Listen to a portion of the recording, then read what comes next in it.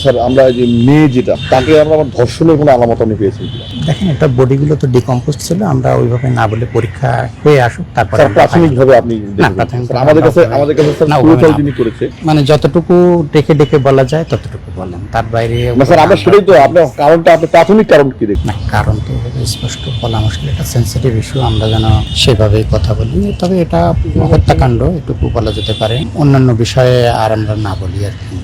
আসলে একটু তাদের মৃত্যুর কারণগুলো একটু আগে বলবেন। না, কারণ তো এভাবে স্পষ্ট বলা মুশকিল, এটা সেন্সিটিভ ইস্যু, আমরা যেন সেভাবেই কথা বলি। তবে এটা হত্যাকাণ্ড এটুকু বলা যেতে পারে, ঠিক আছে, এটুকু। আর অন্যান্য বিষয়ে আর আমরা না বলি আর কি। কেন সেটা তো স্পষ্ট, মানে এটা তো হ্যাঁ হত্যাকাণ্ড, এটা মানে স্ট্রাঙ্গুলেশন করেই ইয়ে করা হয়েছে এটুকু। সেটা তো আমরা দায়িত্ব স্যার, আমরা তো অধীর আগ্রহে সারা দেশ তাকিয়ে আছে। ঠিক আছে, তারপরে সবকিছু আমরা এটা কেন স্যার? এটা তো একটা হত্যাকাণ্ড এবং আমি বলছি এটা হত্যাকাণ্ডের সাথে মিলছে। এটা লুকানোর কি আছে স্যার? না, তারপরেও রিপোর্ট যদি ওরকম হতো তাহলে তো আমরা সব রিপোর্টই ওপেনলি করতাম, তাই না? সেভাবে না করতে করে আপনারা মানে যতটুকু ডেকে ডেকে বলা যায় ততটুকু বলেন, তার বাইরে স্যার আমরা সেটাই তো আপনার কারণটা আপনি প্রাথমিক কারণ কি দেখবেন? আমরা অসংখ্যবার আমি বলি অসংখ্যবার আমরা বক্তব্য নিয়েছি, প্রাথমিক কারণ তো আমরা জানতেই পারি স্যার। প্রাথমিক কারণ শ্বাসরুদ্ধ, মানে আমরা সবগুলোকেই ময়নাতদন্ত করেছি এবং আমাদের কাছে মনে হয়েছে এটা শ্বাসরুদ্ধ করে হত্যা করা হয়েছে।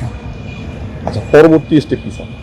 আমরা রিপোর্ট দিব, আর অন্যান্য যেসব এভিডেন্স আমরা রেখেছি সেগুলো সিআইডির হাতে যাবে, তারা পরীক্ষা নিরীক্ষা করবে, তারা একটা অপিনিয়ন দিবে আমাদের।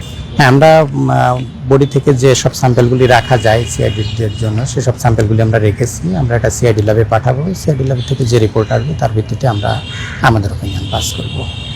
স্যার আমরা যে মেয়ে যেটা, যে মেয়েটি এবং তরুণী, তাকে আমরা ধর্ষণের কোনো আলামত আপনি পেয়েছেন কিনা?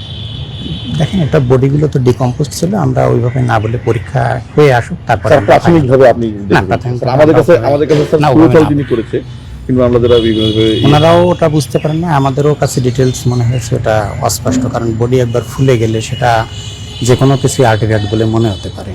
সুতরাং ওইভাবে আমরা না বলি, পরীক্ষা হয়ে আসুক তারপর আমরা ফাইনাল বলি। স্যার কবে নাগাদ আমরা জানতে পারবো? এটা সিআইডি ল্যাবের কথা, আমরা দিনক্ষণ দিতে পারি না, ওনারা পরীক্ষা করে যত তাড়াতাড়ি পরীক্ষায় নিয়ে যাবেন তত তাড়াতাড়ি পাওয়া যাবে। আপনার পুরো নামটা আর পোস্ট? আমার নাম ডাক্তার বাবলু কিশোর বিশ্বাস, আপাতত এখানে ফরেন্সিক মেডিসিনে আছি, সরকারের একটা পরিচয়। এমনি ময়নাতদন্ত কি শেষ হয়েছে স্যার? হ্যাঁ, ময়নাতদন্ত শেষ, 4টি ময়নাতদন্ত শেষ হয়েছে। 4টি ময়নাতদন্ত শেষ হয়েছে। 4 জনের ক্ষেত্রেই একইভাবেই, মানে 2-1 জনের ক্ষেত্রে মাথায় আঘাত একটু পাওয়া গেছে, তাই ছাড়া বাকি সবারই মৃত্যুর কারণ শ্বাসরুদ্ধ।